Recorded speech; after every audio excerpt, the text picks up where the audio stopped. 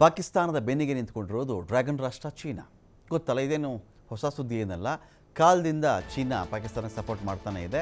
ಪಾಕಿಸ್ತಾನಕ್ಕೆ ಲೋನ್ ಕೊಟ್ಬಿಡೋದು, ಸಾಲ ಕೊಟ್ಬಿಡೋದು. ಇವರು ನಾನು ಆ ರೋಡ್ ಮಾಡ್ತಾಯಿದ್ದೀನಿ, ಈ ರೋಡ್ ಮಾಡ್ತಾಯಿದ್ದೀನಿ, ನಿನ್ನ ವ್ಯಾಪಾರ ಮಾಡ್ತಾಯಿದ್ದೀನಿ, ಸೇನೆ ಒಂದಷ್ಟು ಬಿಡಾರ ಹೂಡೋಕ್ಕೆ ನಿನ್ನ ನೆರವಾಗು, ಅಲ್ಲಿ ವ್ಯಾಪಾರ ಕೊಡ್ತೀನಿ, ಸಾಲ ಕೊಡ್ತೀನಿ, ರೋಡ್, ಇದೆಲ್ಲ ಕತೆ ಮಾತಾಡ್ಕೊಂಡು ಚೀನಾ ಏನು ಮಾಡಿದೆ, ಪಾಕಿಸ್ತಾನವನ್ನು ಸಾಲಗಾರ ದೇಶವನ್ನಾಗಿ ಮಾಡಿರುವುದಲ್ಲದೆ ತಾನು ಹೇಳ್ದಂಗೆ ನೀನು ಕೇಳಬೇಕು ಅಂಥೇಳಿ ಸಾಮಂತ ರಾಜ, ಈ ಹಿಂದೆ ಎಲ್ಲ ಸಾಮಂತ ರಾಜರು ಇರ್ತಾ ಇದ್ರಲ್ಲ, ನಾನು ಹೇಳ್ದಂಗೆ ಕೇಳಬೇಕಪ್ಪ, ಹೆಸರಿನಲ್ಲಿ ರಾಜ ಆಗಿರ್ತೀಯ, ನಾನು ಹೇಳ್ದಂಗೆ ಕೇಳಬೇಕು ನೀನು ಅಂತ ಮಾಡ್ತಾರಲ್ಲ, ಆ ಥರ ಚೀನಾ ಪಾಕಿಸ್ತಾನವನ್ನು ಮಾಡಿಟ್ಟುಕೊಂಡಿದೆ.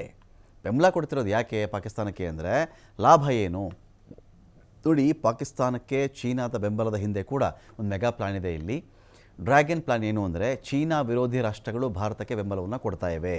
ಅಮೆರಿಕ, ಇಸ್ರೇಲ್ ಭಾರತವನ್ನು ಸಪೋರ್ಟ್ ಮಾಡ್ತಾ ಇವೆ. ಇಲ್ಲಿ 1971ರಿಂದನೂ ಕೂಡ ಪಾಕಿಸ್ತಾನಕ್ಕೆ ಚೀನಾದ ಸಪೋರ್ಟ್ ಇದೆ.